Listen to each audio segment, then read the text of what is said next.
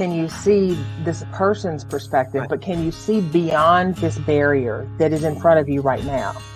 And we do get to that place of gratitude and actually appreciation. Now, it takes us refusing to stay in a victim mindset in order to do that. That ain't easy to do. Welcome in, everybody. It's launch date time. I'm Devon. I'm Teri. It's good to And see you.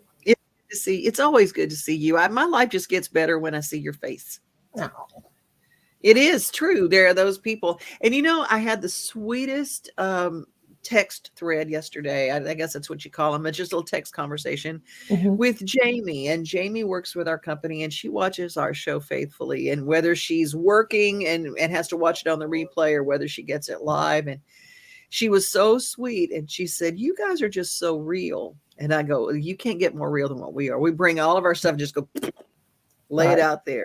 Because what we are going through is what everybody else is going through. And we, we overcome by the word of our testimonies, if you're going to go scriptural, but we overcome by realizing we're not alone too. Right. And I'm kind of in the fall mood, so I changed our motif a little. I see that. I said, "Oh, look at us. We're like fallish today." I know it just started raining. I went out this morning barefooted as a coot and just sat and put my feet in the grass and stood in the rain. Well, there you go. It was awesome because, there've been some things. We can blame it on Mercury's in retrograde.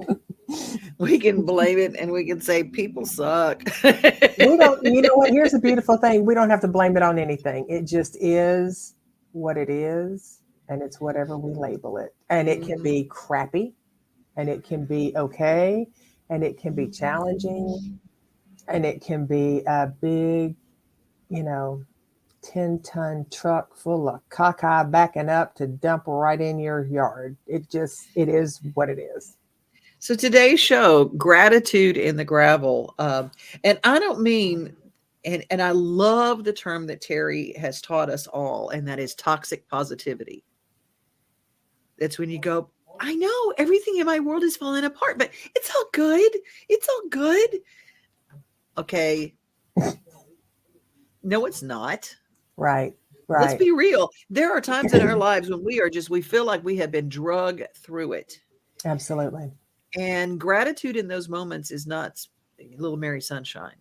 Gratitude in those moments does not come second nature because someone or some situation has gone in, and if our emotional wheelhouse was a jukebox, they have pushed all those things. And then suddenly we find ourselves, I used the term the other day and I got tickled because the client said, "I think I'm going to write a song. Do I need to give you royalties if it goes?" And I was like, "We'll discuss later." But I used the term. Okay, just from the songwriter in the room, yes, the answer is yes. Okay. Yeah, you do.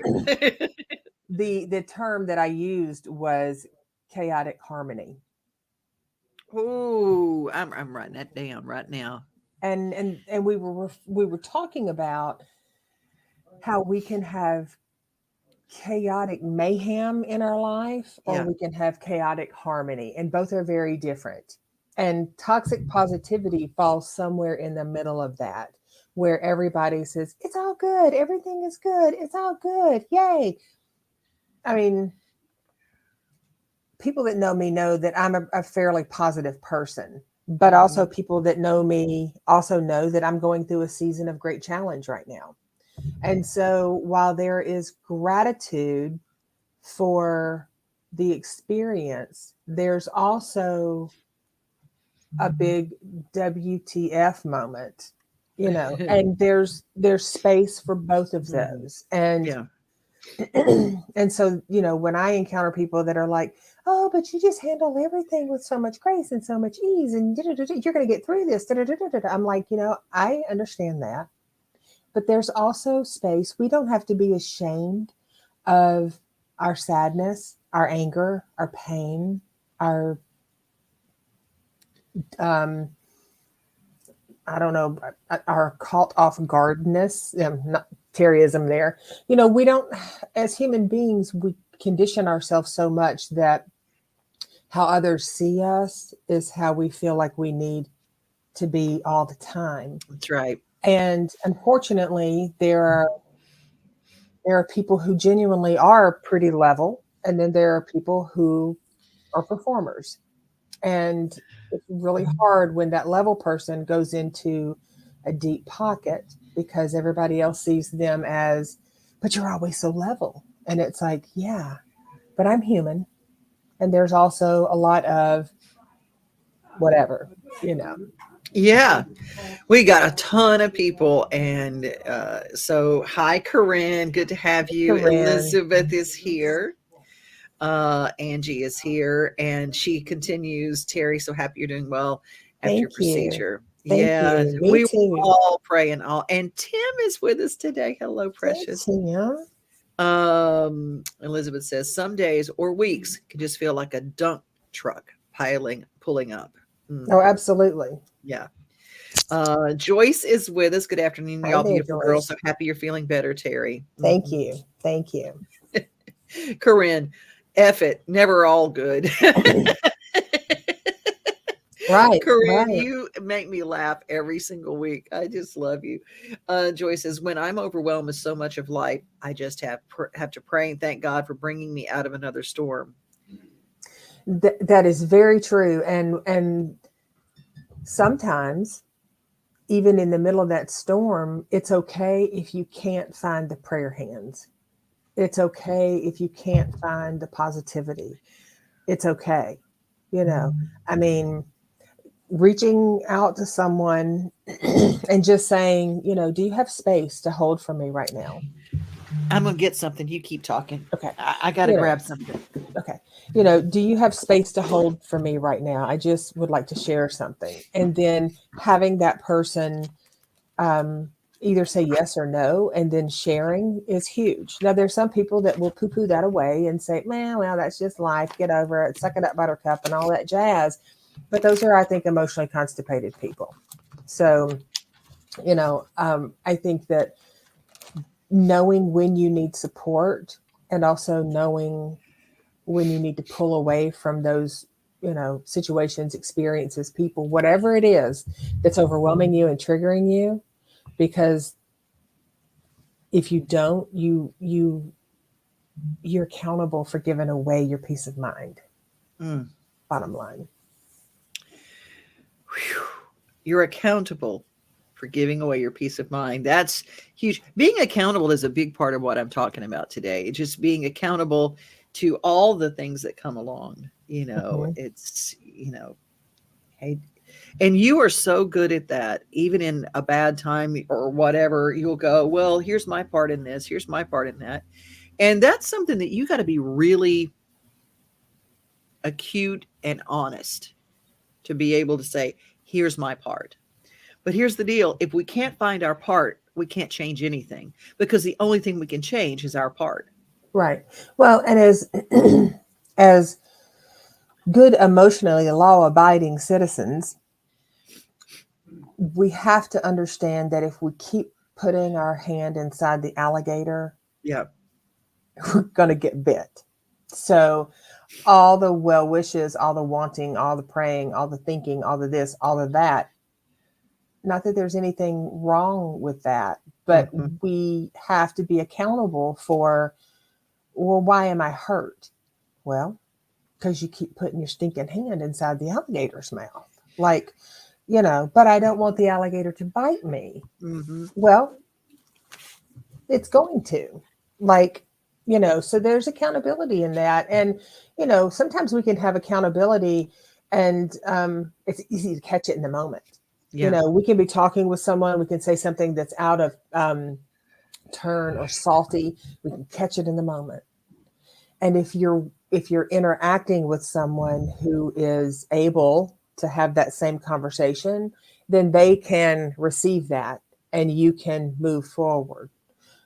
If you catch it in the moment and the person that you're rebounding it off of doesn't receive it, then you just have a tutu full of caca and you're fixing to just do the crazy dance. And everything's gonna get messy. A tutu full of caca. You know. Corinne says, there are times I want to talk stuff over with someone. What usually happens is they tell me their story. Right. And I've caught myself lately because when someone else's story is so much like yours in a moment, you can break into your own saga real quick. And I've caught myself several times in the last few weeks in this conversation go, well, when it happened to me. But here's the thing also, sometimes there's space for that, because sometimes the person that's going through something, they really do want to know that it's not that they want to know that they're not wrong. They just want to know that where they're tracking isn't so outside of the typical. And so when someone else has had a very similar experience, or you have some wisdom that you can share with that is helpful for some people. Yeah. Now, as Corinne's saying, if you get to that place where it's like, well, do you have a minute? I'd like to talk. And then they completely make it about them. That's when you got to set those loving limits and boundaries in there and be like,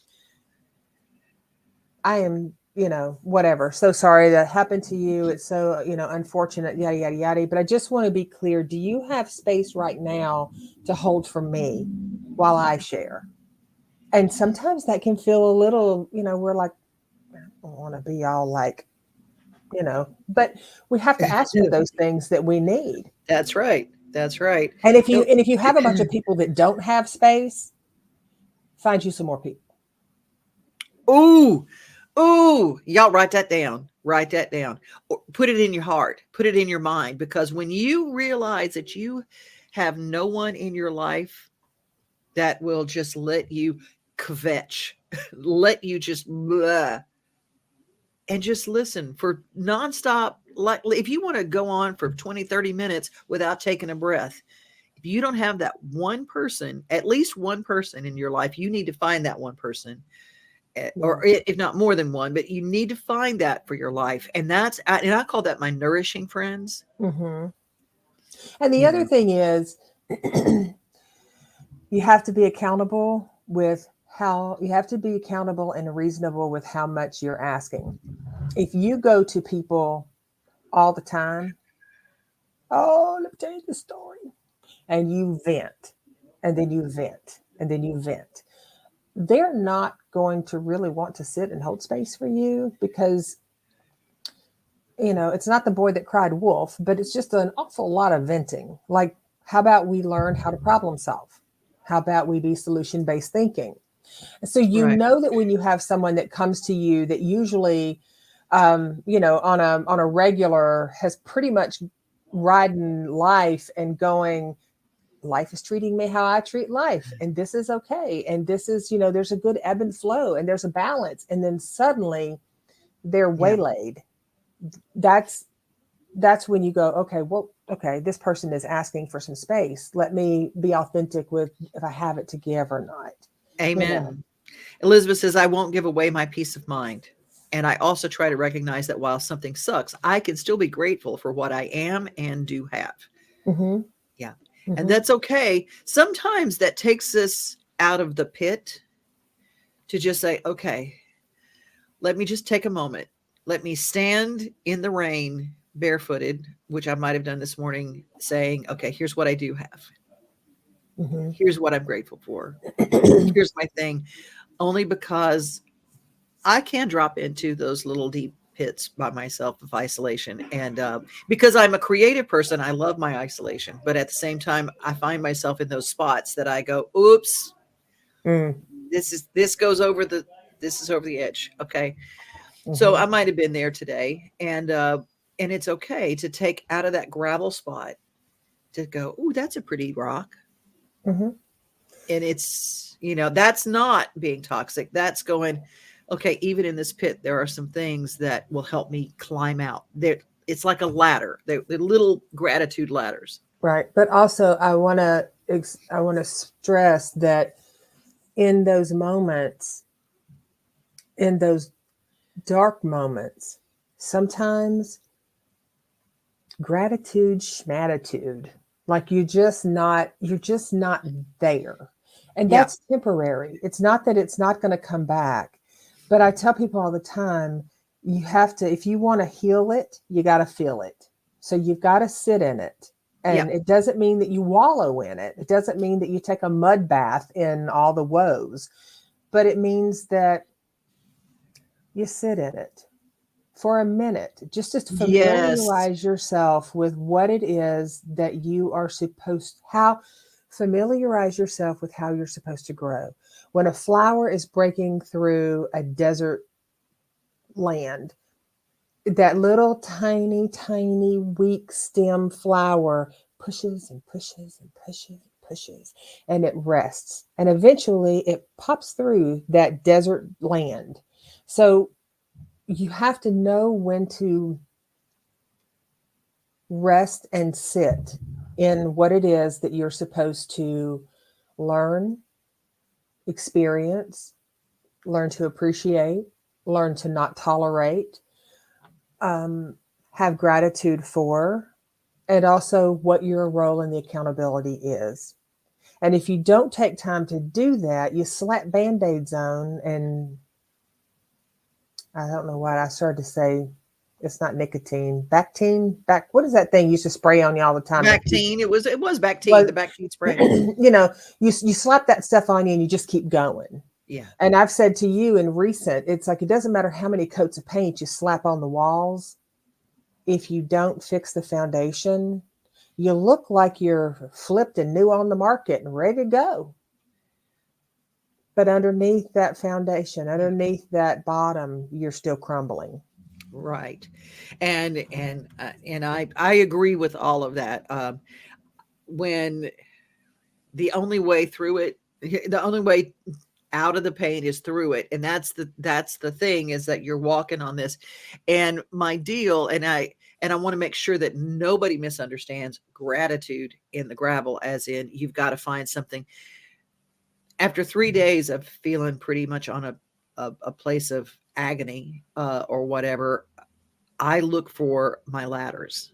Mm-hmm. Okay, how do I get out? And that's my little baby steps of, okay, I don't have this, but I have this. Right, I don't have this, but I have this. right. And sometimes it is just knowing that I've got one or two loyal people in my life that love me. And that becomes the true priceless thing, is that if you know that there is somebody out there who cares whether or not, who would be upset if I disappeared? Who would be upset if I wasn't here any longer? Who would miss me? And I know that's dark stuff, but that is the truth of where we get sometimes in our lives when it's that dark. And I'm not talking about trying to off myself. I'm just saying in general, we all have health issues and stuff like that. So look at who's in your life, Mm-hmm. and find your group. Elizabeth says, I love my gang of girls. We all let each other rant for a bit if we need to do so. We listen and support and then try to problem solve and figure it out. Mm-hmm. Having the people who Yeah. can help you problem solve is great. um, Old me, pre-12 step me, I know where this is going. I had to answer for everything. Come to Mm-hmm. mama, come to mama. I had the answer for everything, and I was going to fix you. Mm-hmm. And the most messed up people in the world were drawn to that. Mm-hmm. And they will let you fix them to your own detriment until, They will allow you to fix them until it's really uncomfortable for them to continue being fixed. And then they will turn that on you and they will blow your life up. yeah. So that's where we are right now, talking in this place. And good and well is that, and I have to keep, I tell Mama Pat all the time, and she says, well, what about, because I'll tell her about so and so and so and so, and so and so's going through this. And Mama Pat, she's, God bless her, y'all pray for her. She's been through a cluster stroke, and so she's working on her mobility, but her Mm-hmm. mind is still just like, okay, well, tell me about so and so, and how is so and so. She wants the update to everything. And I said, Mom, I just told you what happened. I can't fix it. I didn't cause it. I can't cure it. and I have to just pray for people when I can't go in and fix it. Right. And that's also a gratitude in the gravel. That's where I've come. It's a long time since I've been able to even say that, because I couldn't let something go. Mm-hmm. It'd be my fault if something happened. No, we can do our best. Corinne says, my pit last week got rear-ended while I was stopped, scared the crap out of me. Yet when I got home and called his insurance company, found out he took 100% liability. No, there How you about go. that? There you go. And then, that is that gratitude, and as you said, gratitude in the gravel. That's that.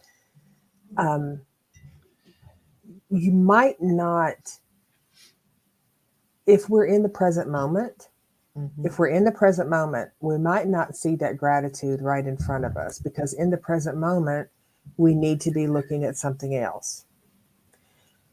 It's the conditioning and the patterning and the behaviors that have us, if we stay stuck in it. If you buy real estate in that heavy place, you have to be accountable for not hitting the throttle and driving out of that neighborhood. Like, we can say, well, this would have never happened if only they had la la la. Well, okay, okay.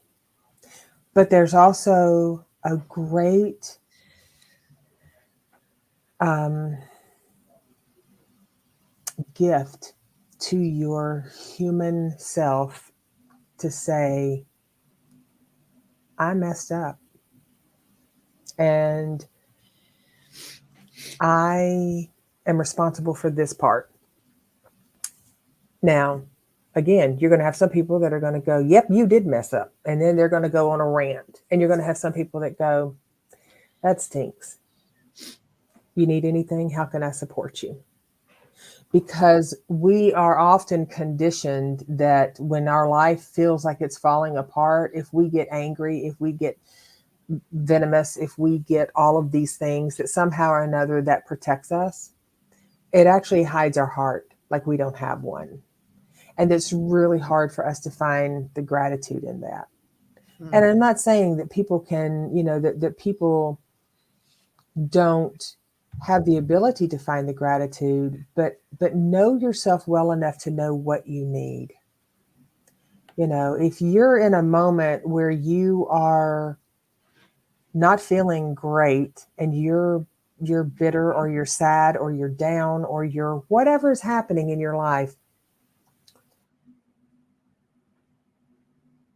check in with yourself and ask yourself, what do you need? Do you need to rest? Yep. Do you need a snack?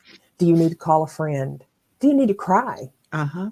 Do you need to take a baseball bat and beat the crap out of a pillow? Like, what do you need? And nothing is really off limits except self-harm and harm to others. And that can be mentally, verbally, physically. Amen. Joy says, I've had 2 terrible weeks, but not letting it steal my joy. But it's so hard not to. Some of it is stuff I can't share with people, so it's just eating me up. It will all be okay. Taking care of elderly parents can be so stressful, but I love my daddy dearly, and I will always be here for him. It just gets so tiring when it's one thing after another. And then there's my work too, and my husband who's complaining that I'm giving my daddy so much of my time, pulling my hair out some days. Oh, that's the saga of the caregiver. Mm-hmm. And so what we have to ask ourselves in that, and this is never a question that anybody is ever like, yay, I really love to, this is a great,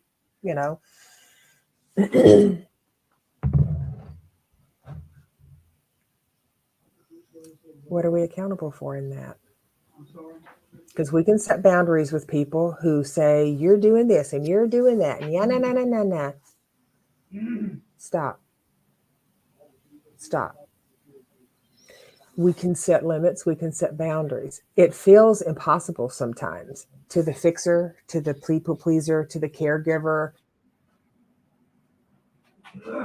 because their identity was so tightly to making everybody happy that the thought of setting a limit or a boundary for yourself to make someone unhappy is just unfathomable. I Oh, can't do it. And I'm like, oh yeah, you can. oh yeah, you can.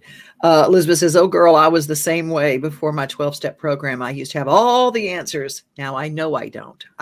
Can't always fix it. Serenity prayer time. Sometimes putting that in that place, there's a reason they call it the serenity prayer, is because there is some serenity in that. And sometimes the only gratitude in the gravel is just a spot where you can find your peace. Mm-hmm.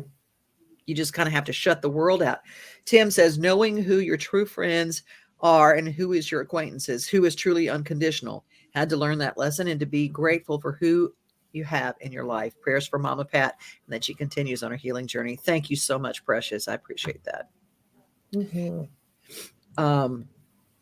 Lucretia. Now I'm gonna tell you something. Lucretia, she has practiced what she preaches. "It's so very hard for me to know when to let go. I've always been the go-to gal, the fixer, the caregiver.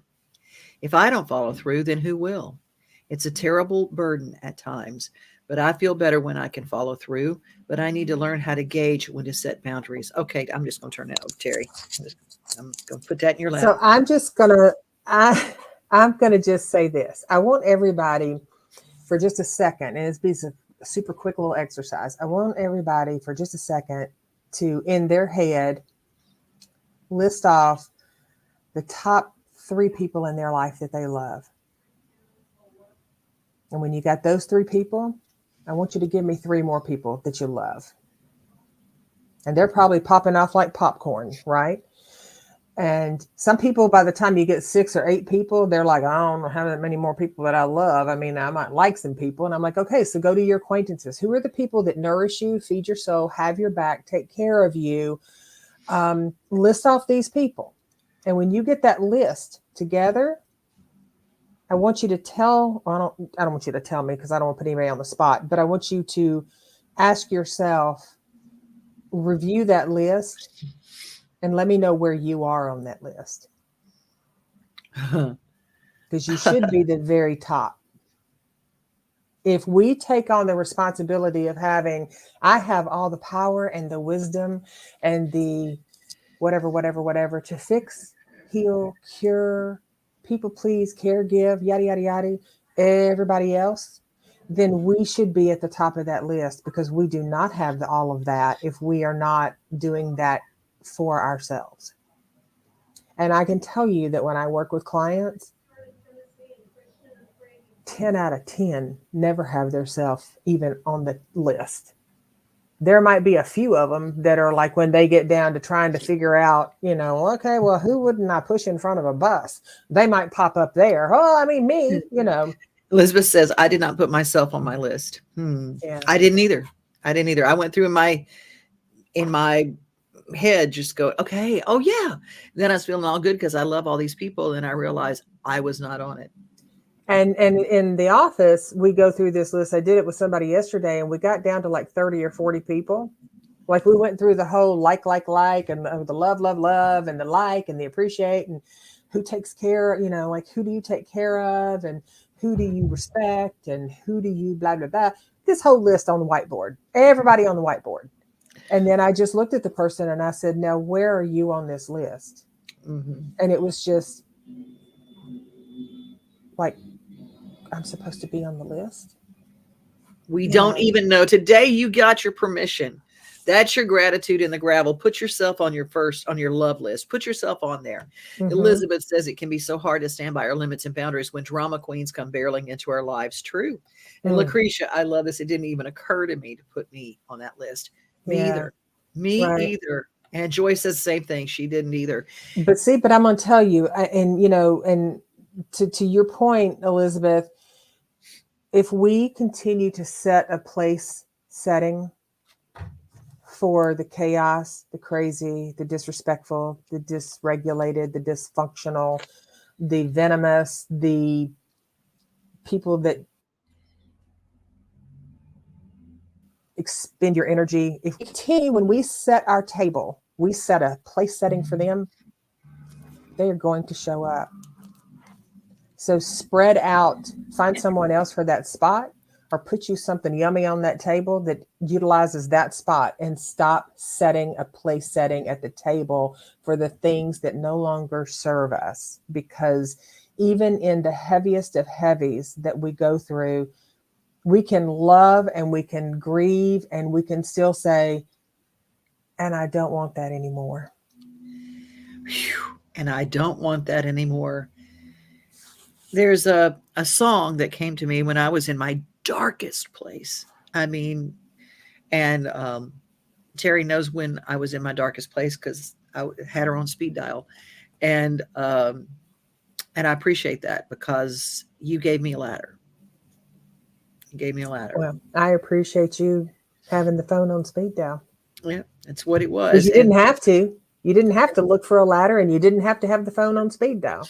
And I didn't. But I decided that's what I needed, and I chose that. And this song came to me one morning, and I ordered a guitar. It showed up on my birthday in January, and these songs started coming at 5:30 on the dot in the morning on a Sunday, which is the day that I like to sleep in.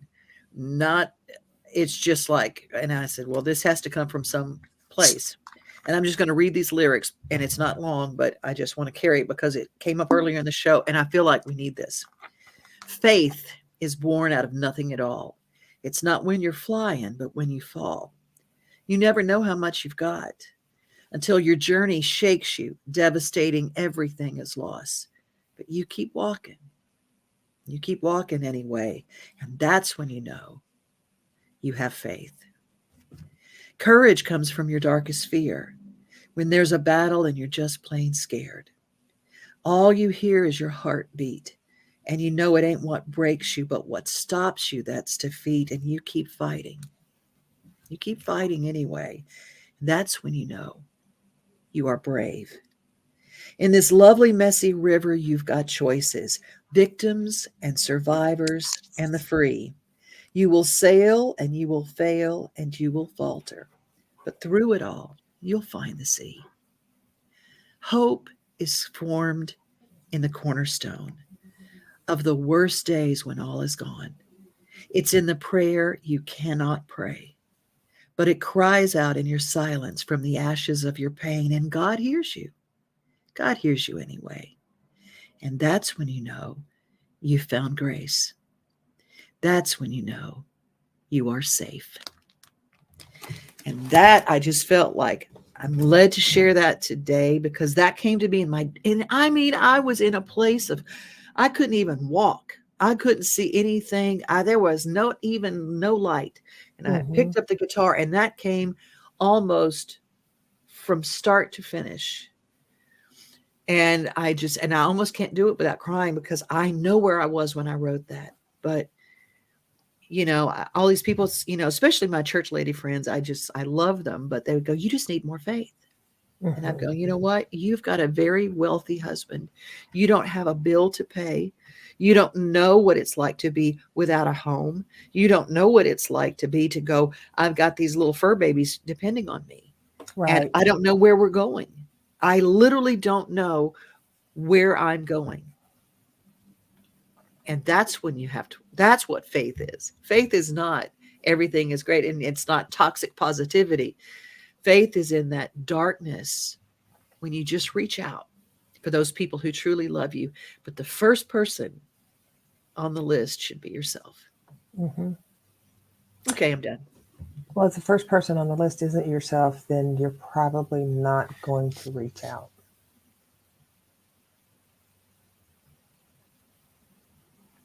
I mean, it would be one of those dire moments that somebody would go, I don't want to bother you.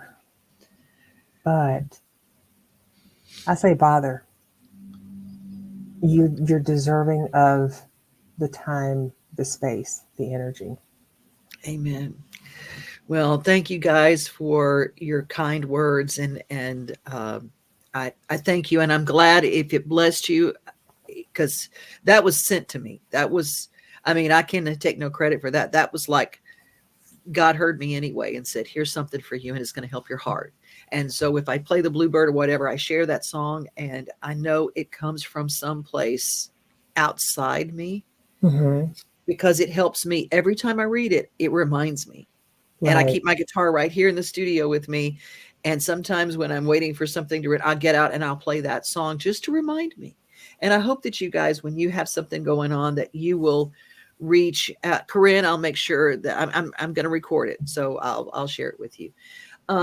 You guys, we are here every week around Wednesday at noon, and you guys, I love you, and I'm so glad you're here. If you have a comment or a topic that we haven't covered, um, because mainly I just throw my own needs out there.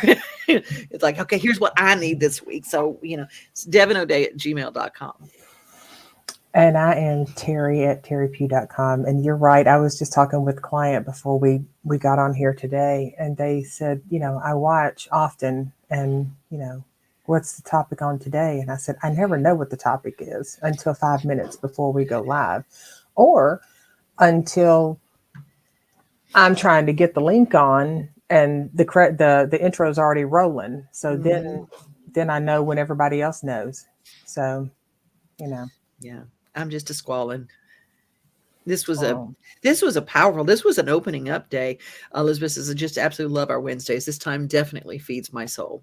So thank you, Elizabeth, and I'm so glad that you guys are here. You feed our souls when you show up here, and I don't know. I know that you can go and you can, if you cannot, if you cannot afford to go to someone, you can go online, and there is a 12-step program that is fairly free. That if you need to talk to somebody, and there are sliding scales at those, and then the Tennessee Department of Mental Health has some sliding scale places that they can help you with as well. Don't stay in the darkness so much that you can't get out. You're muted, Teri. There you are. absolutely. And so anyway, Teri, you want to bring us home? Because I can't go into my whole day till I hear you say your words. Well, as always, every Wednesday, we appreciate each and every one of you showing up and sharing with us and letting us share with you. And um, thank you for the thoughts and prayers, because it's good to be back. And um, until we see you next week, we hope that you take moments, mindful moments, to create memorable parts of your day and absolutely increase your peace. See Mm. ya. Bye, guys.